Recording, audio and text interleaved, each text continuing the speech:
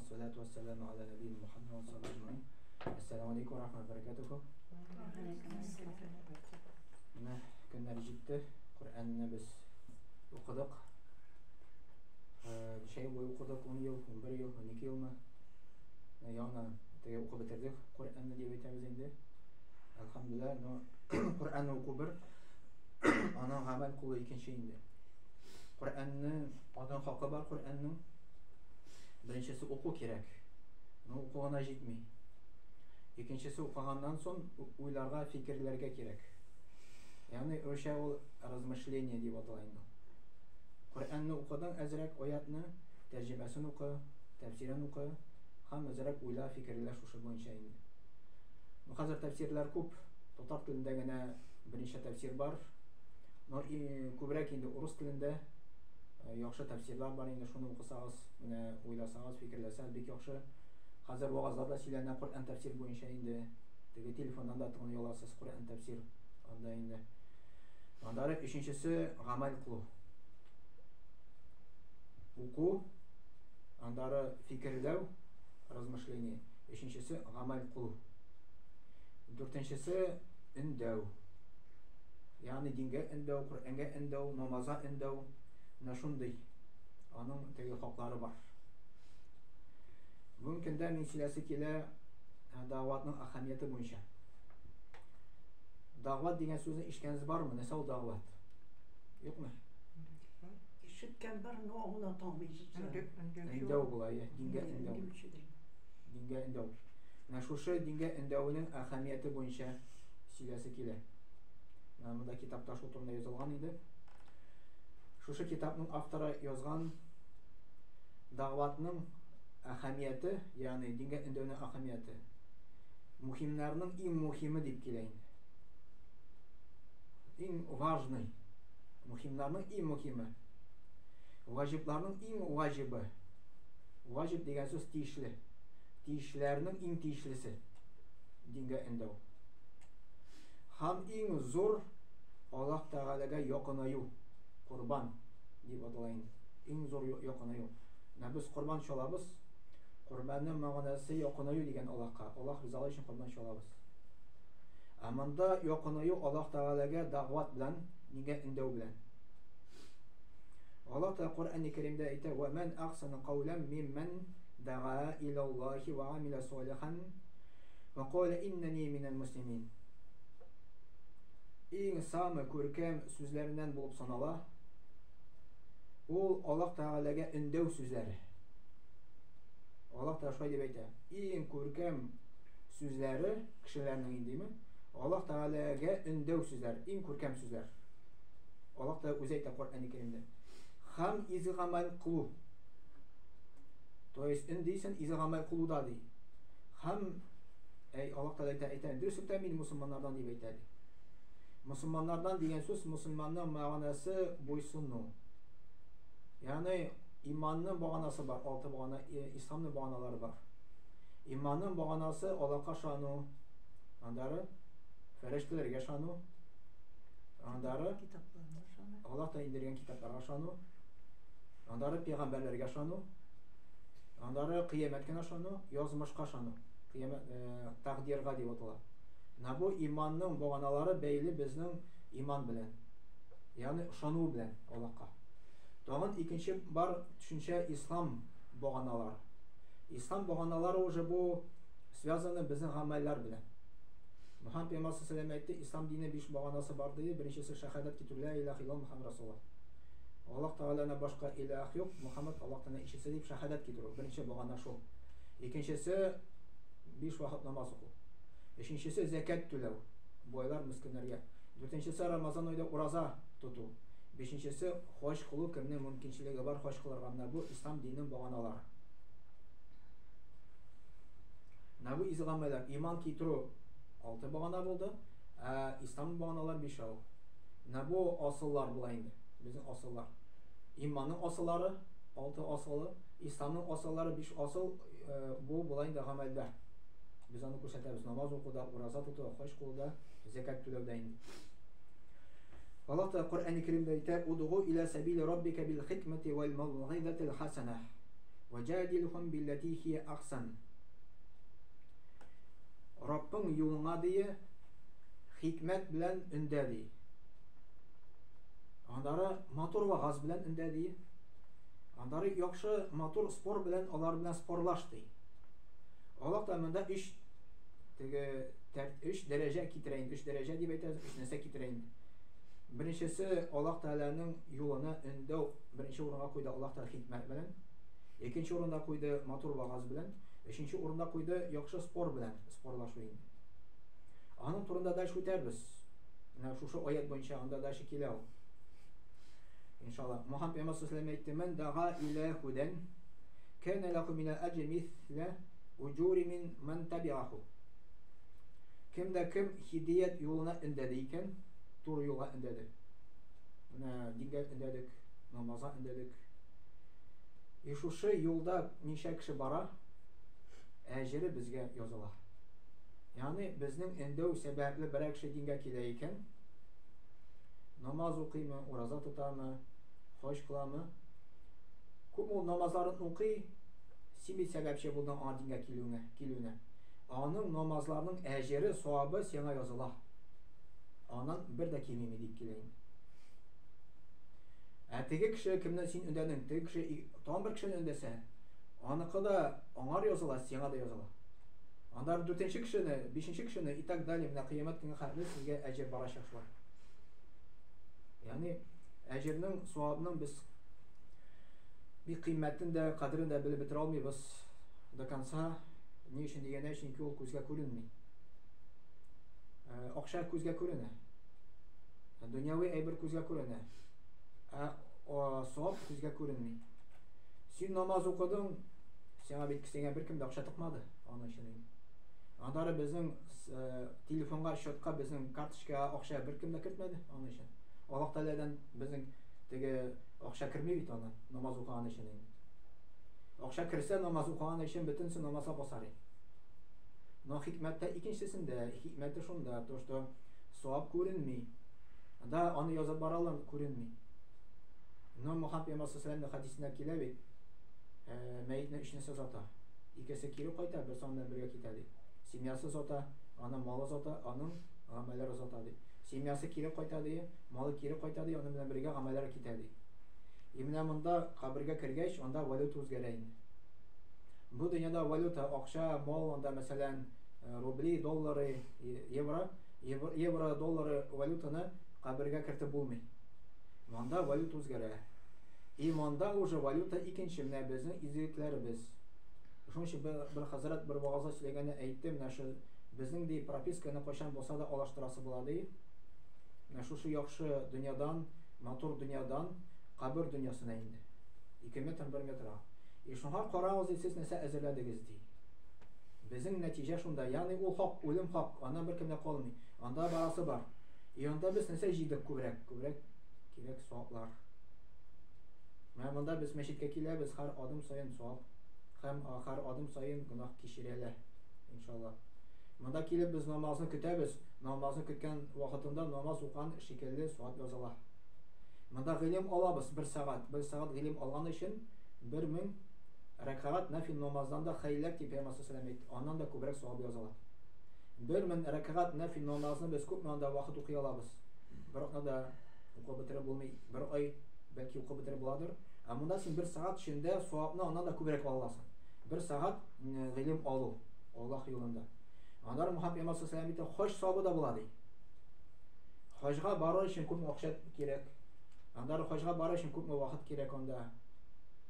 Selametlik gerek. Ama da sen 1 saat oturdun, 2 saat oturdun, hoş sahabını alıp gittin. No hoşna alıştırmıyor elbette. No sahabı bula.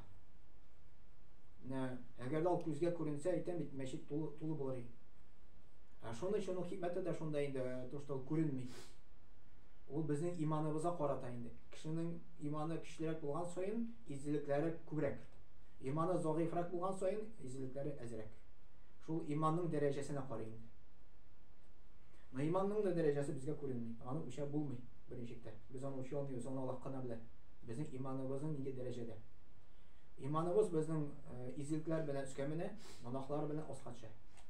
Meşikke kelip iman mende Андары киттек, анда телевизор карадык, бер нәрсә анда харам әйберләрне телефонда инде. Иман төшә, гайбәт сөйләдек, иман төшә, менә шулай инде.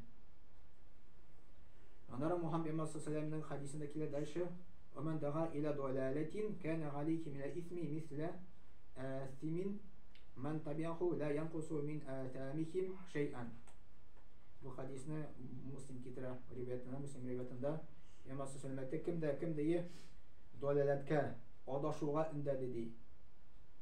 Кем ничә кешеләр шушы адашу юлында барды синең сәбәп аркылы, синең өндәү аркылы. Гынахасы сиңа языла ди, аның кимеме ди. Мәсәлән, бар тәмәке тарту, аракы шу. Әгәр дә тәмәке кеше тартса, аерым беркемгә күрсәтмичә, аракыны эчсә беркемгә күрсәтмичә, бер гынах ала.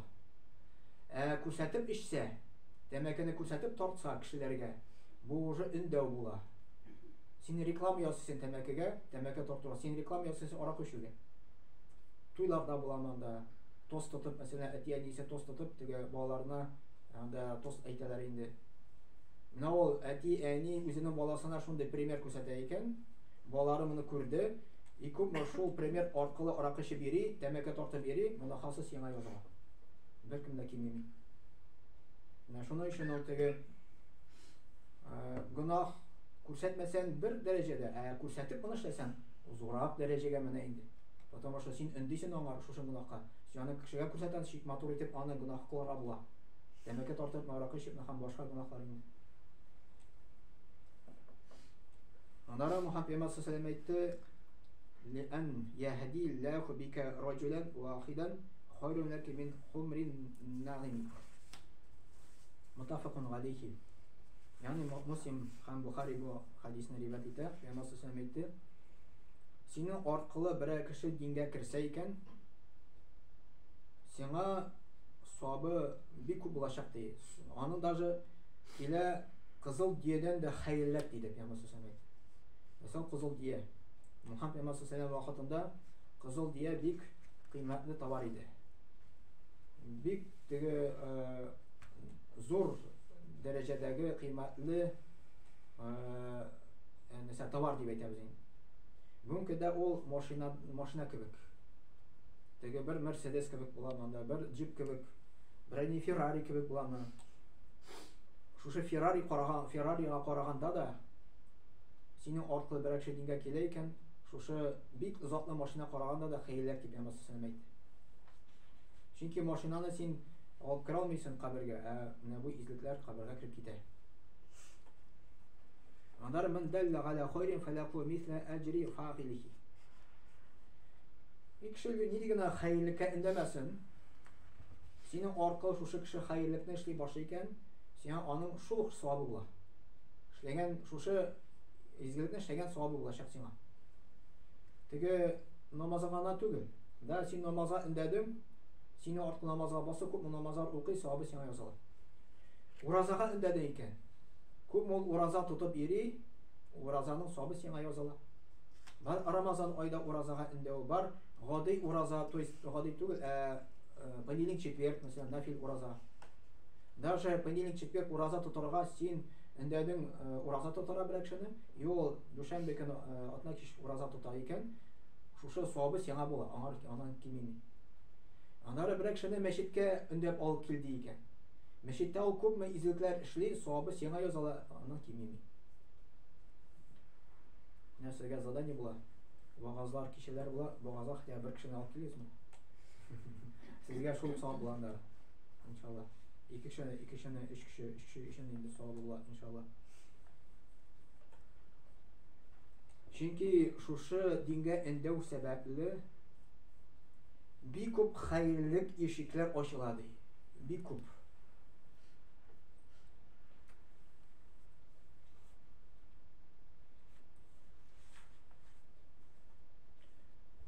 Андары хаҗга индәне икән, кешене хаҗ кылырга. Ул синең аркылы хаҗга китте. То есть син бит аны индәдең. Аның савабы сиңа языла, хаҗ савабы. Анан кимеми. Садака бирә индәдең, күпме ул садаканы бирә, савабы сиңа языла, анан кимеми. Менә бу дингә индәү дәгъват турында Коръәндә бик күп аятьләр килә ди. Монда автор яза инде. Хәтта ул күбрәк ди намазга караганда ди, уразага караганда ди, хаҗга караганда ди. Ягъни намаз турында аятьләр бар, ураза турында аятьләр бар Коръәндә индеме? Хаҗ турында аятьләр бар. Но дингә эндәү аятьләре күбрәк дип әйтә. Шушы автор әйтә инде. Бу күрсәтә дингә эндәүнең дәгъватның мөһимлеге, важности нинди зур дәрәҗәдә. Именно бу дингә эндәү зур мәс'улият булып тора, зур ответственность инде булып тора. Зур әҗергә ия була кеше шуның белән инде. И шушы дәгъват белән шөгыльләнделәр иң хәерле кешеләр. Кемнәр алар? Иң беренче пәйгамбәрләр. Аллаһ Тәгаләнең илчеләре иң беренче шулар өндәделәр хәерлеккә, дингә өндәделәр хәерлekкә. Аннары аңар ияргән сахабалар, ияргән кешеләр аңар инде. Аннары изге кешеләр, галимнар һәм башка инде. Менә безнең кебек хәзрәтләр инде. Дип әйтәбез. Ya Allah Teala безгә мисал итеп күрсәтә күп пәйгамбәрләрне. Анда мисал итеп күрсәтә Нух пәйгамбәрне. Нух пәйгамбәр дингә зак еллар өндәде. Коръәндә килә ул. Без аны хәтта яши алмыйбыз. Безгә Аллаһ Тәгалә гомер бирмәде. Күпме Аллаһ Тәгалә әйтә, күпме өндәде Нух пәйгамбәр дингә. Ва лaqad arsalna Nuhan ila qawmihi falabitha fihim alf sanatin illa 50 ama. Kim anladı? Desəkdə biz deyə Nuh peyğəmbərini җибәрдек ди үзенең кавымына. Уланда булды ди, шушы кавымда өндәде ди 1000 ел иллә мәгәр 50 елдан башка ди. 950 ел Nuh peyğəmbər өндәде дингә. 950 ел. Biz ничә ел гына дибез монда әле? Дибезме, юкмы? Nuh peyğəmbər элек Аллаһ Тәгалә халыкларга, кешеләргә озын гомер биргән.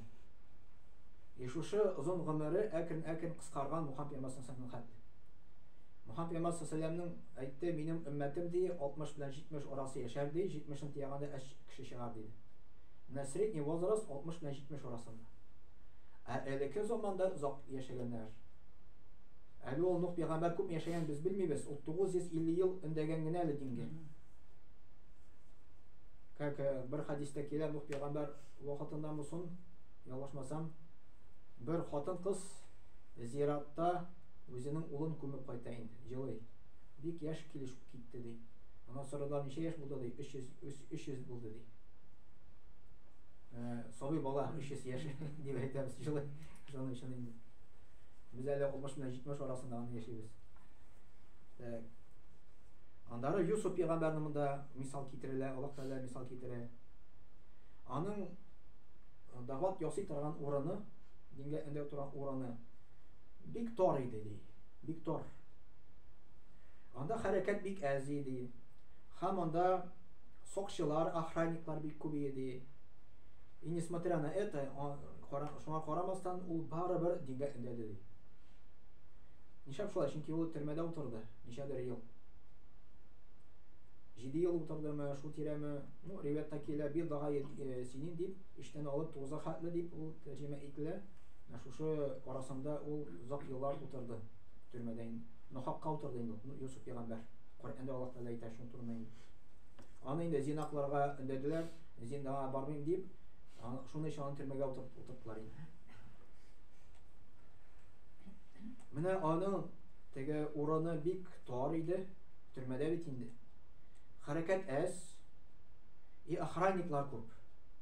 И шуңа карамастан ул барыбер дингә өндәде. Төрмәдә дә дингә өндәде инде.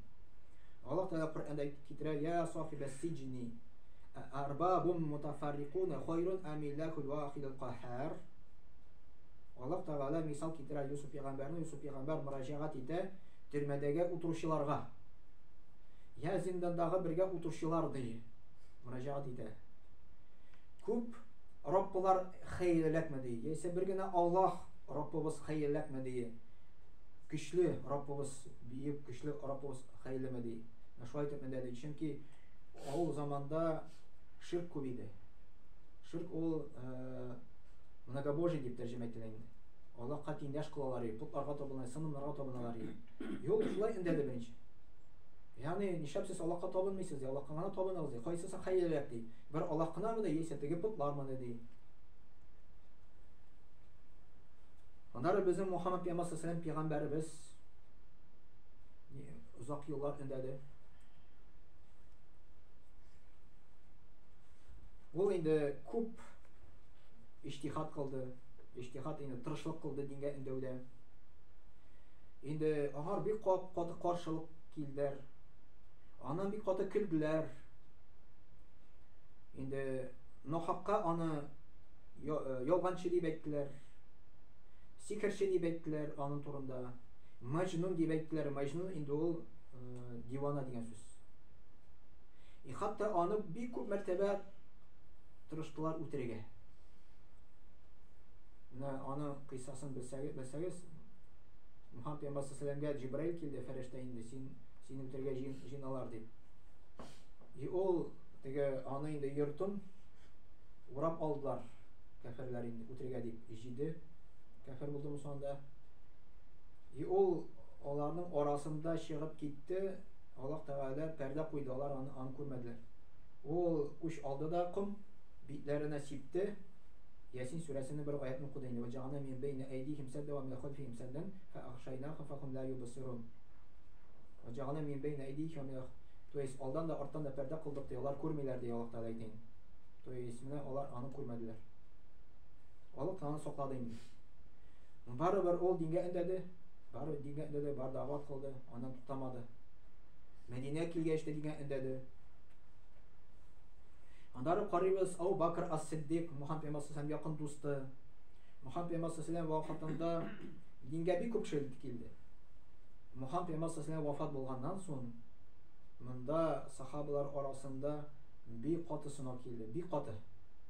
Андый сынау мөселман өммәтенә булмаган дип әйтәләр. Без аны теге ана бит алмыйбыз улай берне. Чөнки безнең арабызда Мөхәммәд пәйгамбәр яшәмәде.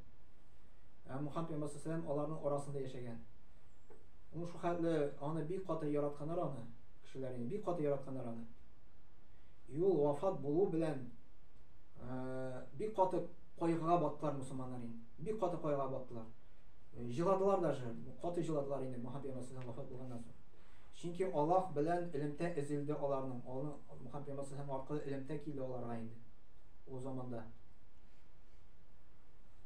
Но теге даже зур сахабалар Умар бин Хаттаб та бик каты теге кайгыга бирелде.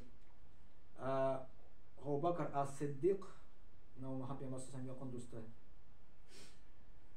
Аларны рәткә кертте. Шушы кризистан чыгарды. Халыкка чыкты да әйтте. Кем Мөхәммәдкә табынды ди, Мөхәммәд үлде ди, саллаллаһу алейһи ва саллям. Кем Аллаһка табына ди, Аллаһ Тәгалә живой ди, үлми ди, тире ди. Шулай итеп, сахабаларның теге кризистан чыгартты буларны инде, моральный кризистан. Булар аңнарына килделәр аннар. Абу Бакрны теге мусламаннарның җитәкче итеп сайладылар. Ул вакытта инде Мөхәммәд пәйгамбәр образовать итә мусламан дәүләте. Ул инде араб утравында полностью була мусламан дәүләте. Аны белән бит инде хәзер идара итәргә кирәк. Мөхәммәд пәйгамбәр анда патша булды. Сойлыйлар якын дусты Абу Бакрны. 2 елда ничә ай ул идара итә. Ул Абу Бакр идара иткән вакытта бик каты авырлыклар килде, фитнәләр килде. Элек бик күп дингә кешеләр килде. Аманда Мөхәммәд пәйгамбәр үлүне күргәч, халык арасына фитнә керде. Икеләнә башладылар үлгәч инде. Динне ташлый башладылар. Мөртәтләр баракка килде инде, динне ташлаучылар.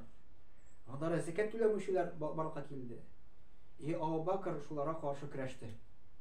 Һәм җиңде дә. Аның теге мораль яктан бик көчле иде. Теге рух яктан инде. Аннары алабыз икенче халифны Умар бин Хаттаб, Абу Бакрдан соң Умар бин Хаттаб мусламаннарны белән идара итте, тоже сахаба була. Мөхәммәд пәйгамбәр якын дусты тоже була. Умар бин Хаттаб 10 ел içində idara итте, 10 ел. Ул идара иткән вакытында мусламаннар арасында фитнә булмады. Зошлар, толашлар булмады бик. Ул бик көчле правитель иде булган. Бик көчле. Аны үтерергә җыендылар. Бер мунафик булган, мунафик 200 инде. Ничәдер озак вакыт пычакны очлап йөргән инде. Пычакны ул агуга манышып, постоянно аны үтерәсе килгән инде, Умар бин Хаттабны инде. Шундый вакытны сайлаган Умар бин Хаттаб намазда булган вакытында ул имам булып басып торган инде, беренче булып инде. Тегендә кешеләр басып тора артына инде. Иртәнге намазны укыганда алада арт яктан килә дә, ничектер пычак белән казый моны инде. Бу качкан вакытында намаздан чыгара ярамый бит инде. Намазда басучылар инде берсе плащны алып өстенә шулай итеп ыргытаны басалар моны инде. Ул туталар ничектер. Ул үз-үзен пычак белән үтереп шунда үлә инде шушы мунафик. 200 кеше инде. Умар бин Хаттаб әле үлмәде сразу. Аннан инде теге пычак белән казагач, анда да нәрсә, видимо, кан акты, нәрсә акты инде шунда. Ул сөт эчәргә китергез дип әйтте. Сөт эчте дә, шуннан сөт эчкәч, моннан агып чыкты инде аны. Шуннан анады, то что ул үләчәк инде сакламый. Үлем түшәгәндә ятканда, кеше булмаганда инде күрә бер яшь егет. Күрә аның изар дип атала, теге ул вакытта озын күлмәк киеп ириләр. Хәзер дә озын күлмәкләр киеп ири, теге араклар инде теге ак инде. Бик теге нәрсәле җиргә тип йөрә. Җиргә тип бара инде. Умар бин Хаттаб әйтте, чакырыз мин аны ди. Аны чакыралар, әйтә, күтәр ди изарны ди. Ул синең өчен Аллаһтан тапалырак булырсың ди. Ул чистарак ди синең өчен ди. Карагыз, үлем вакытында да яхшылыкка өндәгән. Начарлыктан тыйган, яхшылыкка өндәгән. Анда да калдырмаган аны. Андары Ибн Кайим дигән бер зур галим аңлатма бирә. Удгу иля сабили раббика бил хикмати вал мавдидати хасана ва жадилхум биллати хи ахсан. Үзеңнең Раббың юлына хикмәт белән, матур вагаз белән, яхшы вагаз белән үндә, һәм алар белән яхшы спор белән спорлаш. Шушы аятка аңлатма бирә. Әйтә, шушы аятта ди Аллаһ Тәгалә зикр итте ди. Yani искә төшерде ди. Маратиб дәгъвати. Yani дәгъватның теге дәрәҗәләре дип әйтәбез моны. Степеннары дип әйтәбез инде. Алар өчәү дип китерә. Өчәү. Зависимости кемне син өндисең. Кемне син өндисең. Монда Аллаһ та безгә өйрәтә ничек грамотны кешене өндәргә.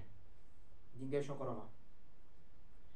Шушы Ибн Аль-Кайим дигән зур галим әйтә, әгәр дә ул хакыйкатьне таләп итүче була икән, хакыйкатьне ярата икән, ягъни хакыйкатьне таләп итүче дигән сүз динне таләп итүче.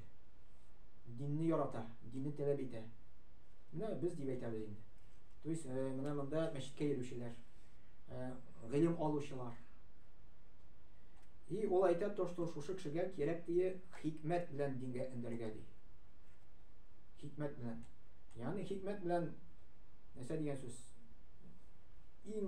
От более важного к менее важному күчәргә диндә. То есть более важно и менее важно. Ягъни беренче дин монда мәчеткә килде дәрескә, без намаздан башламыйбыз. Без башлыйбыз ди таухидтан. Мәсәл таухид ул единобожие Аллаһны бер дип тану. Менә без үттек бит иманның 5-6 баганалары. Анда бар гакыйда дәресе. Менә бу ислам диненең асылы. Беренче кирәк кешегә аңлатырга Аллаһ турында. Аллаһ бер икәнен. То что ул бар, Коръән аятлар китергә монда тырышырга кирәк инде. Анда хадислар тырышырга китергә кирәк тырышырга. Аллаһ бер, Аллаһ үзе генә, аның тиңдәше юк, аның әтиянисе юк, бер Аллаһның үзенә генә табынырга кирәк. Ул Аллаһ Тәгаләнең 99 исемнәре бар, сифатлары бар. Ризык бирүче. Ризык Аллаһ Тәгалә бирә, Аллаһның кулында. Байлык кирәк икән, Аллаһтан сора байлыкны. Бәла каза килде икән, бәла казаннан коткаручы Аллаһ, аннан сора. Менә бу единобожие Аллаһ Тәгаләнең берләү дигән сүз. Менә беренче шуңар өйрәтергә кирәк дәресләрдә. Андары намаз инде. Безнең ул да булды, параллельно барды инде. Түгел мәсәлән беренче урында намаз, юк, беренче урында кирәк таухид, Аллаһ турында аңлату. Кеше Аллаһ Тәгаләне белсә, Аллаһ Тәгалә бар икәнен белсә, Аллаһ Тәгалә бер икәнен белсә, Аллаһ Тәгаләне ярата башласа, намаз уже ул укыячак, иншаллах. Абылай намазга өндисен, ул ана битерми. Минем вакытым юк дип әйтә инде ул. Байда минем йөкләрем күп мөшәсин, намаз турында укырга кушасың ди. Анам юланы. Нигә намаз укырга кирәк аңа? Әнә пенсия чыккачанда әби, бабайлар уже кабергә терәлделәр, алар укысыннар әнә. Мин әле яшь, мин әле күпкә йөресе бар, тиңдә йөресе бар. Анам юланы. Кайчан син онатасың Аллаһ турында, что Аллаһ бар. Аңа табынырга кирәк, Аллаһ бирүче, бәла казаннан коткараучы Аллаһ. Моны анаганнан соң уже кыямәт көне турында әйтәсең. Анда җәннәт, җәһәннәм турында әйтәсең, анда гына ул уже намазга баса иншаллаһ. Бу кыямәт көненә ышанмаса, Аллаһ Тәгалә турында белмәсә, намазга бassa да ул узак укымаячак, ташлаячак. Потому что аның рушайтмышы мотивация юк аның. Аның топмый аның тәмен намазда. Андары шушы Ибн Аль-Койм дигән галим әйтә. Бу беренче әйтте, кемгә хикмәт мәндәргә кирәк. Икенче матур вагаз кемгә кирәк дип әйтә. Матур вагаз ул хакыйкатьне таләп итми. То есть ул дин белән кызыксынмый. Но динне ишетсә ярата башлый, ярата. Менә мәсәлән, вагаз ул мәҗлесләрдә ашларда инде. Бу икенче степень була бу инде. Беренче степень менә бу дәресләрдә ничек хикмәт белән динне аңлату. Икенче степень уже матур вагаз. Кайда ашларда? Ничек матур вагаз? Коръән аятларын китерәсең, монда Аллаһ турында сөйләйсең, тоже таухид турында сөйләйсең, намаз турында сөйләйсең, шулай инде. Түгел просто теге Ясинны укыдың, дуга кылдың, мәйтләре өчен киттең. Теге кешеләр аңламый калды. Теге кешеләр бит инде сине күрделәр, ишеттеләр, но син аңар вагаз сөйләмәдең. Кыямәт көндә килер ул кеше. Син хакны белдең, ничек миңа аңлатмадың дип әйтер. Якадан тотып дирелтәтер безне теге дөньяда, кыямәт көндә. Син бит белдең, ничек миңа әйтмәдең дип әйтер. Шуның өчен безнең стебездә без абыстай мулла булып йөрибез икән, кирәк матур вагаз сөйләргә халыкка. Именно матур вагаз кирәк, тырышырга кирәк, үзебезнең вагазларыбызны матурлайтырга. Матур чыкмый икән дә ничего страшного. Имеется в виду, тырышырга кирәк матурлатырга вагазны. Беренче вакытта инде ул алай яхшы чыкмаска да мөмкин. Бөтенләй без шулай итеп теге бала бит инде беренче теге шоп китми, тугач юк. Постепенно өйрәнә инде, тотынып өйрәнәме шулай итеп. Шулай итеп вагаз сөйләгәндә дә шулай итеп әкрен кеше өйрәнә вагаз сөйләргә инде, иншаллаһ. Яндары син җимах юлында барасың. Син җимах юлын башка кешегә дә индергә тиеш бит инде. Башка кешеләргә теләргә тиеш аны. Нишәп син өндәмисең үзең семьяны җәннәт юлына? Балаларны өндәмисең. Внукларны өндәмисең. Туганнарны өндәмисең. Өндәгез менә ашларда өндәгез. Мәҗлесләр җыеп өндәгез. Корбан ашлары анда буламы? Или просто туганнар җыеп теге аш үткәрү буламы? Аш үткәрү безнең халыкта бик күркәм әйберләр. Күркәм. Менә бу ашларда кулланырга кирәк, менә бу аларны дингә өндәүдә инде. Син бит халыкны мәхрүм итәсең диндән. Син бит халыкны мәхрүм итәсең хакыйкатьтән. Син бит халыкны мәхрүм итәсең бәхеттән. Әгәр дә син шушы сөйләмәсәң аны. Халык мәхрүм кала шуннан. Син аны мәхрүм итәсең. Син мәхрүм итәсең үзеңнең балаңны туры юлдан. То есть мәхрүм итәсең, алар туры юлда бармый, алар бәхетсез яши. Поэтому поделись үзеңнең теге дин белән инде. Ана таңга бер аят булса да. Но дингә өндәү алай түгел, мәсәлән, кайбер кешеләр монда ялгыша. Менә резко үзе намазга баса да, килә дә бөтен семьяны бастырды, давай намазга басыз мөмкин дә. Алай дөрес түгел. Кирәк аңлату. Кирәк өндәү матур вагаз белән. Кирәк мәгълүмат бирү аларга. Мәгълүмат бирмичә алар аны аңламаячаклар. Давай намазга бас дип әйтәсең, ул нәрсәгә намазга баса, аны мәгълүматы юк әле ул турында. Мәгълүматын бир теге намаз турында. Мәгълүматын бир Аллаһ турында. Анда ул иншалла аңлаганнан соң баса иншалла намазга. И өченчесе килә. Матур спор белән спорлаш дип килә Ибн Койм әйтә, бу кем турында сүз бара. Упрямый кеше, дингә каршы килә торган кеше. Андыйлар була бит спорлашалар. Менә моның белән ди матур спор белән спорлаш ди, яхшы спор белән. Спорлашыр өчен кирәк гыйлем. Гыйлем. Гыйлем кирәк Коръән белән сөннәткә нигезләнеп инде. Гыйлемем бар икән, спорлаш, матур спор белән инде. Имеется в виду талашып түгел. Теге матур дәлилләр китереп. Атеист белән китерәсең матур дәлилләр. Христиан булса, христианга матур дәлилләр китерәсең. Или безнең мәсәлән татарлар булса, матур дәлилләр китерә. Аны өчен гыйлем кирәк, гыйлемсез булмый. Спорлашыр өчен инде.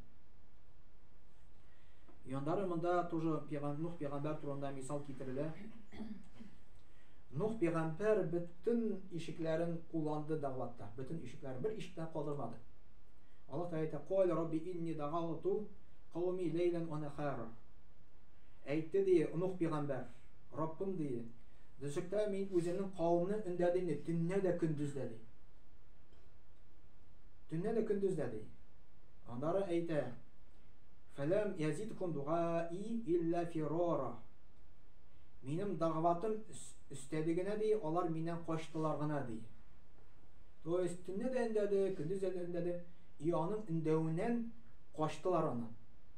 Кабул итмәделәр. Ва инни куллама дагавтукум литагфиру лакум джагалу ас и Нух пәйгамбәр әйтә, дөреслектә мин аларны бик өндәдем ди, чтоб син Аллаһ Тәгалә яратмамалар аларны гафу итсен дип ди. Пәйгамбәрләр үзенең халкы өчен бик каты кайгырганнар. Ул хотел, чтобы Аллаһ Тәгалә аларны гафу итсен гынахларын. Алар аны анамадылар. Алар ди джагалу асабиган фи аданихим. Алар кулакларына бармакларын туктылар ди. Аллаһ Тәгалә әйтә. Аның дәгъватын ишетмәсен өчен. Андары Аллаһ Тәгалә әйтә: "Вастахшау тиябахум." Киемнәрен үстләрен яптылар булай, качтылар тыңламасын өчен инде. Ва асарру. Упорство иттеләр, Аллаһ Тәгалә әйтә. Вастакбару. Тәкәбберләнделәр ди, истикбара. Ягъни алар тәкәббер булдылар ди, кабул итмәделәр ди. Сумма инни дагаватухум җиһара. Андары мин ачыктан-ачык аларга дәгъват кылдым ди. Сумма инни агаламту лахум. Андары халык арасына чыгып өндәдем ди. Халык арасына инде теге табыларны, бүтәнче дәвламы. Ва асрарту лахум исрара. Андары аерым наидине өндәдем ди. Бүтән ишекләрне безгә күрсәттем менә бу Аллаһ Тәгалә. Ничек өндәргә кирәк? Нинди ишекләр күрсәтте? Төнне дә көндез өндәде Нух пәйгамбәр. Андары төнне дә көндез өндәде. Андары ачыктан-ачык өндәде. Андары халык арасына чыгып өндәде. Андары наидине өндәде кайрым инде. Менә дәгъват ничек эшләп була инде. Но нәрсә булды? 950 ел өндәде. 80 шәкши ярды, все, андары уже Аллаһтан дуа сорады. Булар белән булмый инде дип инде. И Аллаһ Тәгаләне һәлак итте. Бөтен дөньяны су бастырды. Ялар гына исән калды. Алар корабль ясады инде. Аллаһ Тәгалә корабль ясарга өйрәтте. Шул корабльдә кем исән калды, алар исән калды инде. То есть кем анда кирде, исән калды инде.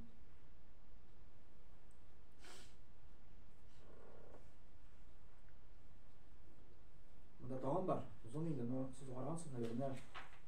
Просто менә ахырда әйтәсе килә, дингә өндәүнең әһәмияте, мөһимлеге бик зур. Бик зур. Өндәү, сез ничек эшли аласыз, дингә өндәй аласыз инде. Мәсәлән, иң беренче өндәү үзеннән башлана. Монда килеп гыйлем алудан башлана. Аннары шушы нәрсәне үтәүдән башлана, намаз уку, роза тоту. Гыйлем алганнан соң инде безнең семьяларыбыз бар. Семьяларыбызны Мөхәммәд пәйгамбәр саллаллаһу алейһи миннән бер аят ишетсәгез ди, бер аят булса да аларга ирештерегез ди. То есть аларга кирәк ирештерергә мәҗбүри рәвештә түгел. Именно теге как предлагать итеп кенә. Тәкъдим итеп. Менә коммерсантлар үзенең товарын просто тәкъдим итәләр бит әле. Кайчан шушы товар белән безгә навязываться итәләр, без аны качабыз. Шулай бит инде. Безгә шамыйлайлар. Шулай без дә аларга шушы дин белән навязываться итсәк, алар бездән качалар. Качачаклар алар. Андый тәҗрибәдә бик күп нәрсә. Кирәкми алай эшләргә. Кирәк просто үзең белгәнне аларга әйтәсең, нәй все. Кабул итәм, юкмы, аның өчен түгел инде. Синең өчен түгел, то есть. Бу Аллаһтан тора, ул турыга бастырамы, юкмы, аннан тора инде. Bir ayetni ишетте, икенче аятны, өченче семья кайтыгыз, шушы силәгез дингә инде. Балаларыгыз кайта, аны әзрәк булса да. Кирәк булса, акчагыз булса, дирәк аш та үткәрә аласыз анда. Мәҗлис инде хәзрәтне чакырып вагаз сөйләргә инде, менә шундый рәвештә була кулланырга. Можно монда вагаз кишеләре була, вагазга чакырырга. Можно монда безгә дәрескә дә чакырырга була, инде сәгәсен ялсагыз иншаллах. Менә аны юллары төрлечә. Төрлечә. Именно бу дин юлы, ал бу Аллаһның юлы, анара кирәк. Бу хидаят юлы, бу тәүфик юлы. И шушы тәүфик хидаят юлын Аллаһның кулында угына бирә. Именно моннан да бәхетрәк кеше булмый. Менә бу дин безнең күңелебездә, гамәлдә кеше намаз укый, ураза тота икән, моңар Аллаһ Тәгалә зур бүләк бирде. Сез мәчеткә керә алдыгыз икән, сезгә Аллаһ Тәгалә зур бүләк бирде. Якын тирәдә әле мәчеткә керә алмыйлар яшәүчеләр. Сез әле кайлардан үрнәкләрдән киләсез, әлхәмдүлилләh. Моны сезне Аллаһ Тәгалә китерә, аңа шөкр итегез шуның өчен инде. Монда гыйлем аласыз, әлхәмдүлилләh. Аллаһка шөкр итегез. Шөкр итсәгез, Аллаһ Тәгалә нимәтләрне өстәлмен ди иншаллаһ Тәгалә. Шул белән мин иншаллаһ тамамлыйм. Субханака ва бихамдик, әшһәдү ан ла илаһа илля анта, астагфирука. Рәхмәт Аллаһка.